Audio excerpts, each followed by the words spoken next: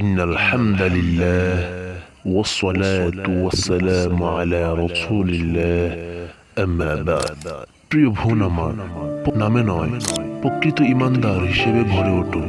আল্লাহ তাআলা তোমাকে এতটাই করুণা করেছে যে সমাজে মুসলিম পরিচিত বাবা মায়ের ঘরে জন্ম দিয়েছে, যার কারণে তুমি প্রকৃত ইমানদার হওয়া তোমার জন্য অনেকটা সহজ হয়ে গিয়েছে।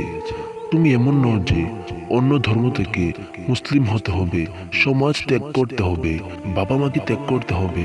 তুমি কেন বোঝো না এই দুনিয়ার লোভ লালসায় কেন ডুবে আছো? তুমি কেন পশ্চিমাদের খেলনা হয়ে আছো?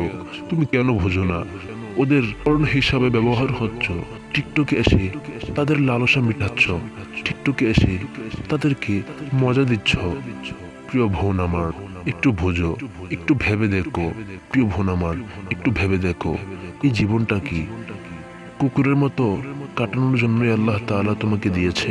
তুমি কি তাদের পণ্য হিসাবে ব্যবহারের জন্যই আল্লাহ তাআলা তোমাকে এত সুন্দর একটি জীবন দিয়েছেন? প্রিয় বোন, এই সুন্দর জীবনটাকে ধ্বংস করে দিও না। তুমি তাদের পণ্য হইও না, তুমি তাদের খেলনা হইও না। জীবনটা কাজে লাগাও। পরপারে আল্লাহ তাআলার কাছে কি জবাব দেবে?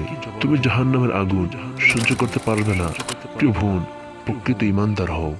প্রিয় বোন, প্রকৃত ইমানদার হও। প্রকৃত ইমানদার হও।